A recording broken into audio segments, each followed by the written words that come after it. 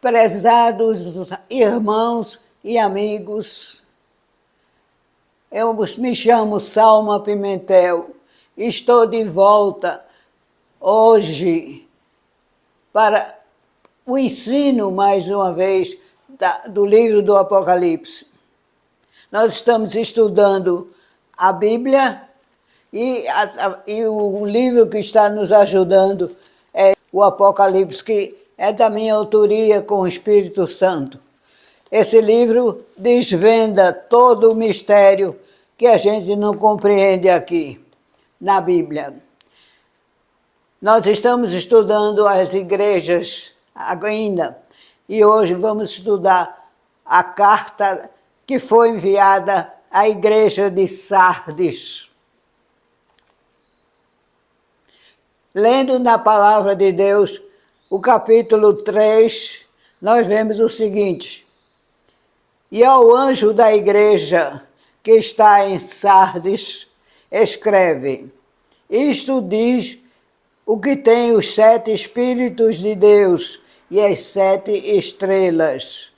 Eu sei as tuas obras, que tens nome de que vives e estás morto.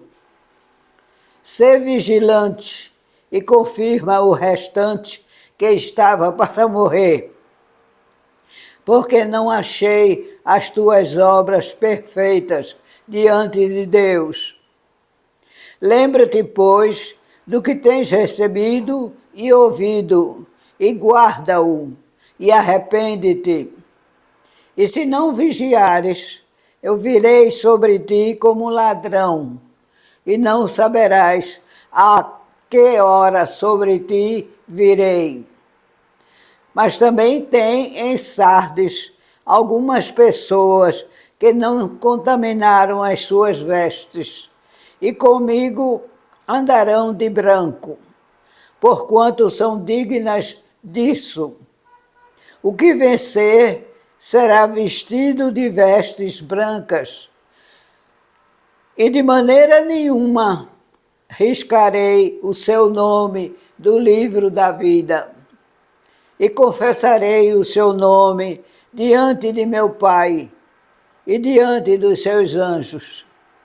Quem tem ouvidos, ouça o que o Espírito diz às igrejas. Esse trecho é exatamente, refere-se à 5ª carta enviada à igreja de Sardes. Então vamos ver o que é que o livro diz, porque lendo na palavra a pessoa às vezes não entende muito bem. E esse livro, Apocalipse, também é um presente que Deus nos deu, revelando todo esse mistério que está aqui. Ele nos revela versículo por versículo. Então vou começar a ler no livro. A igreja de Sardes. A 5ª igreja tem fiéis e um bom nome, mas suas obras são imperfeitas e espiritualmente está morta. Nela não há pecado definido, mas é uma igreja rotineira, sem impulso, sem vontade. Está morta e não sabe. Pelos seus fiéis, porém, terá vestiduras brancas e o seu nome confessado diante de Deus pelo Senhor da igreja. A glória de Sardes estava no seu passado. No século VI a.C., havia sido a capital do antigo reino da Lídia. Entrou em obscuridade e decadência depois de um terremoto.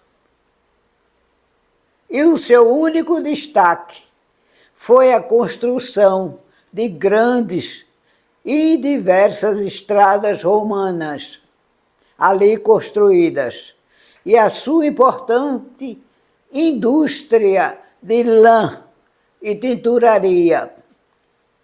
A igreja de Sardes parece refletir a história da cidade. Houve um tempo quando tinha um nome a zelar para o progresso espiritual, mas agora era sem vida. O culto mais importante da cidade era o de Cibele, a deusa de uma das mais famosas religiões de mistério da Ásia. E havia também o culto ao imperador. O povo era conhecido pela sua maneira de viver luxuosa e libertina. Isso servia tanto para os pagãos como para os cristãos. Havia um pequeno número de pessoas que não tinham contaminado as suas vestiduras. Na carta, não há referência à hostilidade dos judeus, perseguições ou ensino herético, como de Tiatira, a igreja de Tiatira. O que havia era uma profunda apatia espiritual, fruto do modo de viver luxuoso, e por isso ela foi censurada com uma severidade somente igualada à igreja de Laodiceia. Os 7 espíritos e as 7 igrejas. O número 7 significa totalidade, e os 7 espíritos devem ser interpretados como a multiforma do Espírito Santo. As 7 igrejas que Cristo tem na mão também mostram a totalidade do seu poder. Quem tem na mão, domina.